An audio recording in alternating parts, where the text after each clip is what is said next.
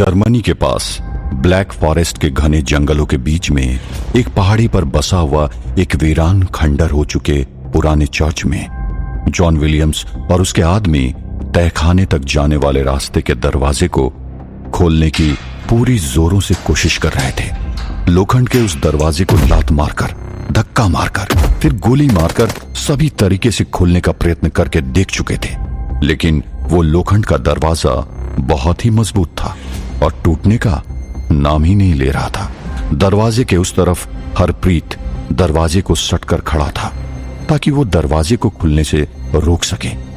John Williams ने गुस्से में आकर सबको वहां से हटने को बोला और उसने कहा, now I am left with no option, I will have to use my magical powers. यानी कि अब मेरे पास कोई उपाय शेष नहीं बचा, अब मुझे अपनी जादुई शक्तियों का इस्तेमाल करना ही होगा।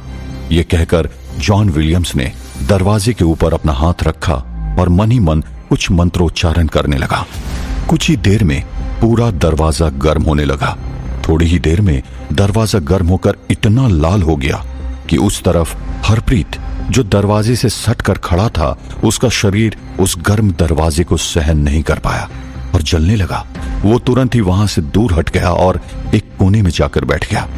जैसे ही दरवाजा भट्टी में डाले हुए लोहे की तरह लाल हो गया, जॉन विलियम्स ने जोरों से लात मारी और दरवाजा टूट गया। उस तरफ शैतानी कमरे के अंदर छाया उस कुएं की तरफ देख रही थी। उसकी आंखों में एक विचित्र आत्मविश्वास दिख रहा था। मुस्तफा भी नहीं जानता था कि आखिर वो क्या करने वाली थी। जॉन विलियम्स को सिर्फ आभास था कि छाया जो करने जा रही थी वो बहुत ही खतरनाक था और यदि वो कामयाब हो गई तो फिर उनके गिरोह का अंत निश्चित था। इसलिए दरवाजा तोड़कर वो सीधा नीचे तहखाने की तरफ भागा। छाया को पता था कि उसके पास समय नहीं है, इसलिए उसने तुरंत ही सबसे पहले अपने पर्स में से शैतानी जल निकाल लिया और जेम्स के पास से चुराई हुई किताब हाथ में पकड़ ली और उस किताब को पढ़कर लैटिन भाषा में मंत्रोच्चारण करने लगी। कुछ ही पलों में उसने अपने पर्स में से एक चाकू निकाला और अपने दूसरे हाथ को थोड़ा सा काटकर उसमें से खून निकाला और उस खून को मंत्रोच्चारण करते हुए डाला। कुएं के ऊपर खून गिरते ही अचानक भूकंप होने लगा और कुएं के ऊपर का बंद हुआ हिस्सा टूटने लगा था। उस पर दरार आने लगी।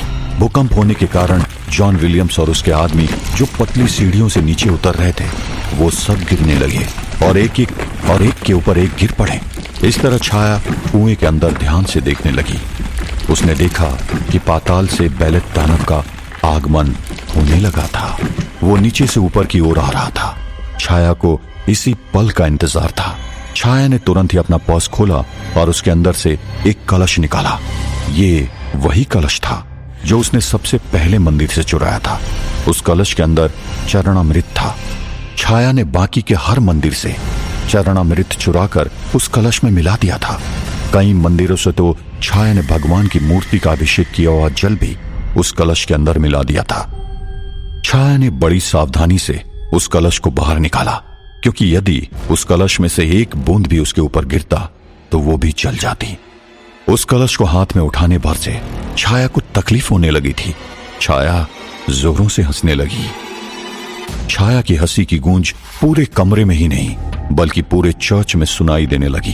छाया की हंसी सुनकर जॉन विलियम्स हड़बड़ी में उठा और जितनी तेज हो सके उतनी तेज तहखाने की तरफ दौड़ने लगा। उसने जल्दबाजी में जेम्स को कहा, We have to stop her immediately or else we are finished. यानी कि हमें इसी वक्त रोकना होगा, नहीं तो हम समाप्त हो जाएंगे। ये कहकर जॉन विलियम्स तेजी से तहखाने की तरफ दौड़ा। उसके पीछे जेम्स और बाकी के लोग भी दौड़ने लगे। उस तरफ छाया ने सभी मंदिरों में से निश्चित किया हुआ चरणामृत और अभिषेक जल कुएं के अंदर डालना शुरू किया। जैसे ही वो पवित्र मिश्रण कुएं के अंदर गिरना शुरू हुआ, कुएं के अंदर से जोरों की चिल्लाने की आवाज आने लगी। पाताल से बाहर प्रकट हो रहे बेलेट दानव के ऊपर वो पवित्र मिश्रण गिरते ही उसका पूरा शरीर जलने लगा और वो वेदना से चिल्लाने लगा। उसके कारण वहां पर और भी जोरों से भूकंप आने लगा। कुएं के अंदर गिर रहा शैतानी जल पवित्र मिश्रण को छूने भर से गरम गरम लावा में परिवर्तित हो गया और ऊपर की ओर उछलने लगा। उस तरफ जॉन विलियम्स दौड़ते हुए उस कमरे के अंदर पहुंचा और उसने छाया को मारने के लिए अपनी बंदूक निकाली, लेकिन कुएं के अंदर से निकल रहे लावा को देखकर वो हैरान रह गया। कुछ ही पलों में उस कुएं में भी दरार पड़ने लगी। वे उछल रहे लावा के साथ बेलेथ अभी आधा बाहर निकला, लेकिन वो बुरी तरह से जल रहा था और वेदना से चिल्ला रहा था। अपनी इतनी वर्षों की तपस्या का इस तरह विनाश होते हुए देखकर जॉन विलियम्स कर्तव्य विमूढ़ हो गया। उसके पैर नम होने लगे, उसके हाथ पैर ठंडे पड़ने लगे, उसके हाथ से बंदूक छूटकर नीचे गिर गई। वो घुटनों के बल जमीन पर गिर पड़ा। वो अपने आंखों के सामने सब कुछ बर्बाद होते देख रहा था। बेलेथ बुरी तरह चलते हुए कुएं के आधे से बाहर तो आ गया, लेकिन वो मंदिर के चरणामृत और अभिषेक जल के स्पर्श को सहन नहीं कर पाया और पूरी तरह से पत्थर का बन गया और तुरंत ही टूट के बिखर गया। मुस्तफा वहां पर आंखें फाड़ फाड़ कर जो हो रहा था वो देखते ही जा रहा था। छाया अभी भी उस कलश में से वो पवित्र मिश्रण डाले ही जा रही थी। जब उस कलश में थोड़ा सा मिश्रण शेष रह गया, तब उसने मुड़कर वो कलश जॉन विलियम्स की तरफ फेंका। वो कलश उड़ता हुआ जॉन विलियम्स के ऊपर आया और उसके ऊपर ही कुछ छींटे उड़े। जिस प्रकार शरीर पर एसिड के पड़ने से वेदना होती है, उसी प्रकार उस पवित्र मिश्रण के स्पर्श होते ही जॉन विलियम्स दर्द से कहरा उठा। पीछे से आ रहे जेम्स और उसके आदमी भी डर के मारे वहीं रुक गए। छाया जोरों से अट्टहास करने लगी। छाया ने अपने दोनों हाथ ऊपर की तरफ उठाए और उसने जोरों से हुंकार भरी। छाया की हुंकार से सारा चर्च कांप उठा। छाया ने जल रहे बेलेथ दानव की सारी शक्तियां अपने अंदर समा ली थी। उसे अब छोटी मोटी शक्तियों की कोई जरूरत नहीं थी। इस दुनिया के सबसे शक्तिशाली दानव की सारी शक्ति उसके अंदर समाहित हो चुकी थी। इस शक्ति के मद में आकर छाया अट्टहास कर रही थी। छाया के अट्टहास से आसमान भी कांपने लगा था। जॉन विलियम्स अपनी सुध बुध खोकर छाया की तरफ नम आंखों से देख रहा था। करीब 150 साल की तपस्या को छाया ने यूं पल भर में ही तबाह कर दिया था। बेलेथ दानव के विनाश से उसके गिरोह की शक्तियां भी नष्ट हो चुकी थी। अब जॉन विलियम्स के पास भी कोई शक्तियां नहीं बची थी। सभी शक्तियां बेलेथ दानव के जरिए छाया ने अपने अंदर ही खींच ली थी। मुस्तफा अभी भी आंखें फाड़ फाड़ कर छाया की तरफ देख रहा था। सभी काली शक्तियों की छाया स्वामिनी बन चुकी थी। देखते ही देखते छाया का कद काफी बड़ा हो गया और उसके चेहरे पर एक अलग प्रकार का तेज चमचमाने लगा और छाया की हंसी अब ऊपर आसमान तक पहुंचने लगी। उस तरफ गौरी मायावी जंगल में आटे की लक्ष्मण रेखा को पार करके गांव की तरफ अकेले ही आगे बढ़ने लगी। गौरी के शरीर से आने वाले इंसानी गंध शैतानी शक्तियों को अपनी ओर आकर्षित कर रही थी और कई सारी शैतानी शक्तियां गौरी की तरफ आगे बढ़ने लगी थी। गौरी एक हाथ में मशाल, एक दूसरे हाथ में लाठी लेकर जंगल के बाहर जाने लगी थी। तभी गौरी को ऐसा महसूस होने लगा कि उसका कोई पीछा कर रहा था। गौरी ने पीछे मुड़कर देखने की हिम्मत नहीं की और वहां से आगे बढ़ने लगी। गौरी के पीछे से पत्तों की सरसराहट होने की आवाजें आने लगी थी। गौरी ने अपनी गति तेज कर दी और जल्दी जल्दी अपने कदम आगे बढ़ाने लगी।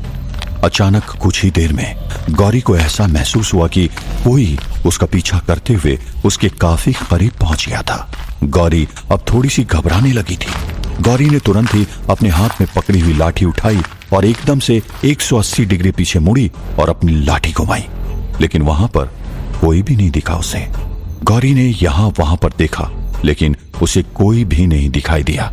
इसलिए वो मुड़ी और फिर से तेजी से गांव की तरफ आगे बढ़ने लगी। गौरी को इतना तो पता था कि उसे भ्रम नहीं हो रहा था। वो जंगल मायावी था और रात का समय था। ऐसा होना लाजमी था। गौरी को कुछ ही पलों में ऐसा लगने लगा कि कोई उसका पीछा कर रहा था। इस बार उसे लगा कि उसके पीछे एक नहीं बल्कि कई सारे जीव उसका पीछा कर रहे थे। कुछ ही पलों में अचानक से किसी ने गौरी का पैर पकड़ लिया। गौरी एकदम से घबरा गई। गौरी ने अपने आप को छुड़वाने की बहुत कोशिश की, लेकिन गौरी अपना पैर छुड़वाने में असफल रही। गौरी को अपना पैर तो दिखाई दे रहा था, लेकिन ये नहीं दिख रहा था कि उसका पैर किसने पकड़ा था। गौरी ने आखिरकार अपने हाथ में पकड़े हुए मशाल को अपने पैर के ऊपर मारा। ऐसा करते ही उसका पैर छूट गया। थोड़ा सा जल भी गया, लेकिन गौरी ने समय बर्बाद नहीं किया और तुरंत ही लड़खड़ाते हुए गांव की ओर तेजी से चलने लगी। तभी अचानक से उसके आसपास से पेड़ों के ऊपर से किसी चुड़ैल के हंसने की आवाज आने लगी। गौरी ने ऊपर देखा तो उसे बगल के पेड़ के ऊपर काले कपड़े पहने हुई चुड़ैल दिखी, जो किसी जानवर की भांति पेड़ की टहनी के ऊपर बैठी हुई थी और अपनी जीभ लपलपाकर गौरी की तरफ देख रही थी। गौरी कुछ समझ पाए उससे पहले वो चुड़ैल पेड़ के ऊपर से चिल्लाते हुए गौरी के ऊपर लपकी। गौरी जोर से चीखी और गौरी की चीख पूरे जंगल में गूंजने लगी। क्या गौरी उस चुड़ैल से बच पाएगी? गौरी की रक्षा कौन करेगा? सारी काली शक्तियों की स्वामिनी बनकर छाया अब क्या करेगी? क्या छाया इस धरती की सबसे शक्तिशाली स्त्री बन चुकी थी? इतनी शक्तियां प्राप्त करके छाया जॉन विलियम्स के साथ क्या करने वाली थी? क्या छाया से जॉन विलियम्स अपनी रक्षा कर पाएगा? जानने के लिए सुनते रहिए वीरानगढ़, ओनली ऑन पॉकेट FM।